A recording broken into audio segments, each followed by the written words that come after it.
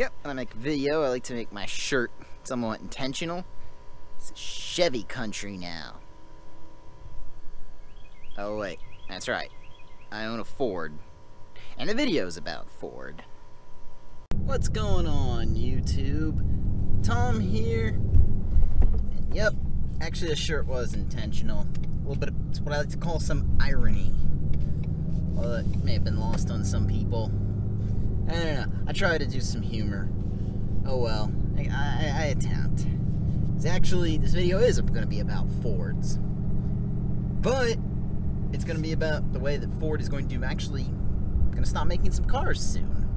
More importantly, they're going to stop making every car that's not a truck or crossover. And to be fair, it's a big deal. It's kind of a big deal because, in fact, you know, I'm driving a Ford car. Now, though, I will say this, they are going to keep making the Mustang and also the variant of the Focus known as the Focus Active, which is actually going to be new.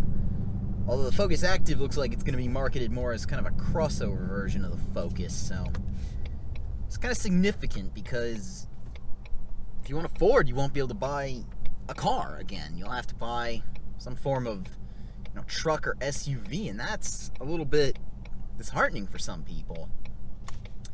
Now, I just wanted to talk about kind of what this means for the future of Ford. Does this mean, you know, Ford is going to fail as we know it, or is Ford going to soldier on with this reduced model line? Now, I truthfully can say I have not given a flying shit about any Fords in quite a long time. The Mustang was kind of the only one I was even looking at because it was like, at one point I was going to buy a Chevy. That was my big deal. I was a big Chevy fanboy for years upon years, and I said, well, yeah, the ZR1 Corvette is however many seconds faster than, you know, the Shelby GT500, and oh man, the Camaro is better than the Mustang GT by all these margins. And it was like, okay, so I cared about Ford for competition reasons, but outside of that, I just didn't care about Ford. Now, of course, I finally drove a Mustang and was like, this drives way better, and I don't care if it's not the fastest thing in the world.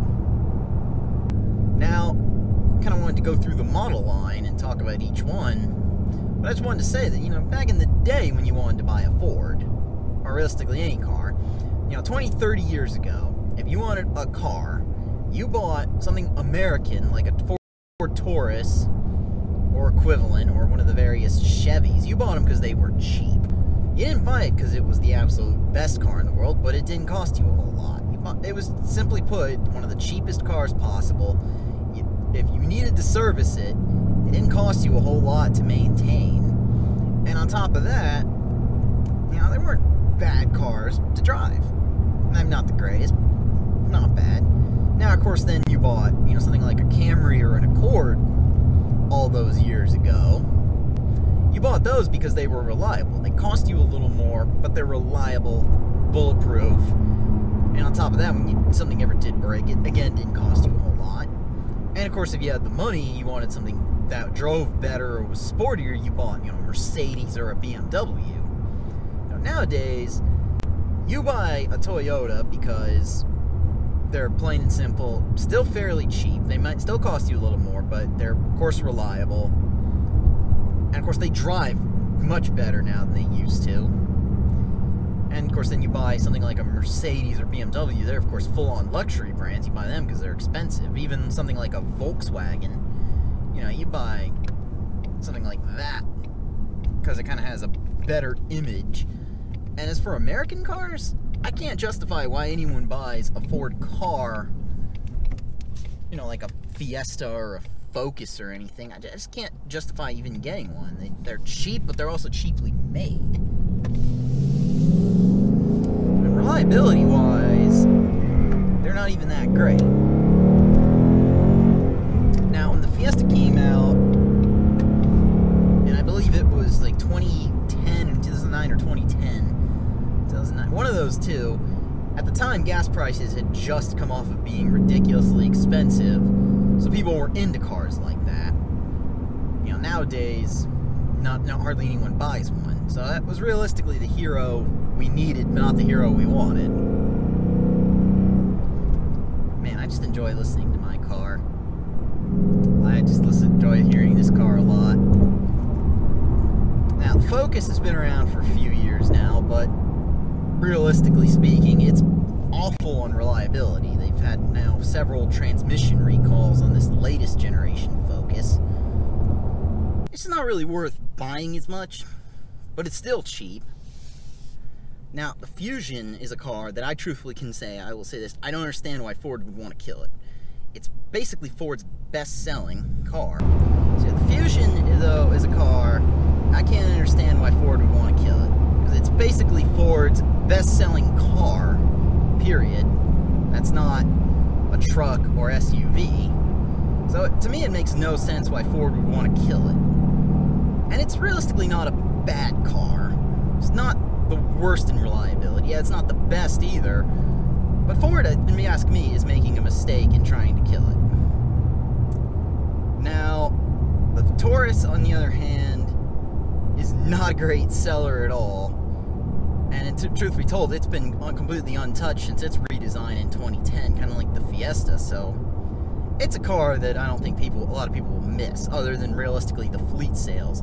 It was actually the replacement for the Crown Victoria, which, again, no one besides fleets even bought anyway. So, not a car I don't think a lot of people are going to miss. But, of course, they're keeping the Mustang, which, to be fair, the Mustang for Ford is an institution. If you killed the Mustang, you would have revolts in the streets. Just because the Mustang is an icon. And on top of that, it's the world's best-selling sports car right now.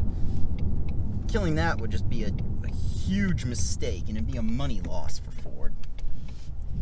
So, I don't think they should kill it. They shouldn't even think about killing it. If anything, if this S650 Mustang isn't absolute best in terms of design, I think Ford's going to have a huge mistake on their hands. But, you know, that's my opinion on Ford. And realistically speaking, they've said that the car sales are only 10% of actual Ford sales. So realistically speaking, they are not selling that many cars in relation to their trucks and SUVs, crossovers. So it kind of makes sense that, yeah, that maybe we don't want to keep making cars that realistically aren't going to make us a lot of money.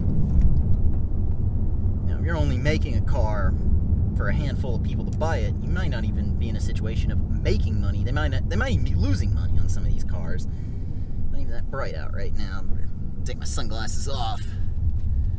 But it'd be nice to be able to buy a full range of Fords, but like I said, some of them just aren't even worth looking at anymore. And so I personally won't be missing the majority of the Ford line. You know, to be honest, I'm excited for the Ranger to come out, because not that I'm going to buy a Ranger, I've got my Tacoma that's perfectly good, but if I were honestly in the market for a compact truck, and I wasn't such a dedicated Toyota person, I probably would be taking a good look at a Ranger.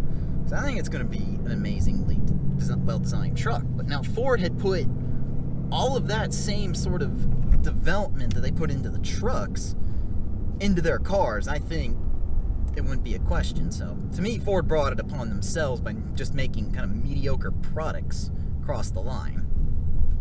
Anyway, let me know in the comments section below what you all think about that. Are you all fans of Ford for doing the cars, or do you think that, you know, some of these cars should have been dead a long time ago? Anyway, if you like this video, go ahead and leave a thumbs up. If you're stopping in for the first time, go ahead and subscribe. Anyway, take care, have a good day.